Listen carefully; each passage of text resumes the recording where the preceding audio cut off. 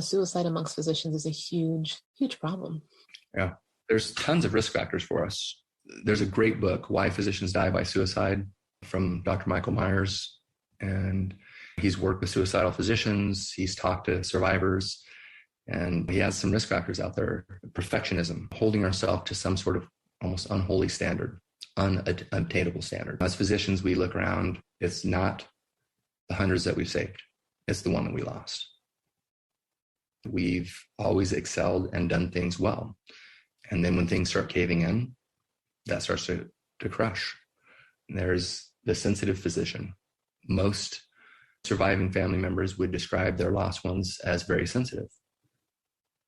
I spent an hour with that patient, like literally talking them down from anxiety and stress and worry.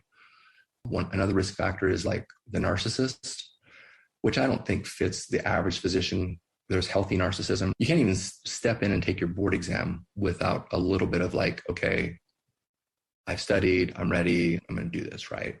You can't send a patient home ever unless you believe in yourself and your diagnosis. So that's a little bit of narcissism. But the unhealthy narcissist, those guys are usually more fragile on the inside. There's the wounded healer, the people who get into medicine because of something that happened in their life, something they're trying to fix, the orthopod who is the injured athlete kind of a thing. And then Dr. Thomas Joyner is quoted in that book as there's like the lethal trifecta. And if you meet all three things, one, I felt like a burden to my family. That was exactly what I wrote in my suicide note. And then the feeling of not belonging. You feel like you don't belong. Well, I'm getting kicked out of an ER group. Even though I know I'm a good doctor, I've been told I'm a good doctor. I'm having my sense of tribe taken away. And then if the individual has the ability to carry it out, most physicians, we know it doesn't take much to carry something like that out. So yeah, lots of warning signs. We've got to figure out how to stop the suicide rate. I guess my message for that is start the conversation for yourself, for others. Nobody ever asked if I was suicidal, and I wasn't at the time, but people did frequently ask. And this is what everybody did right around me. How are you doing? Checking in with me. I mean, I'm a normally chipper guy at work. Like, I'm happy to see the next patient, but I was just dragging my feet. I was wearing a pair of cement shoes.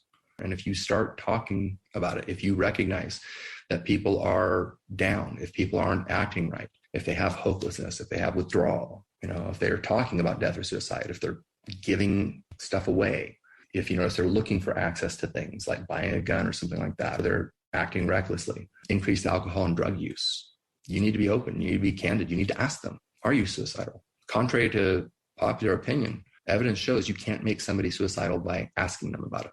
You can't. That's not the way it works. And then you try to be supportive. For us, by us, and just for us, this is Hope for Med.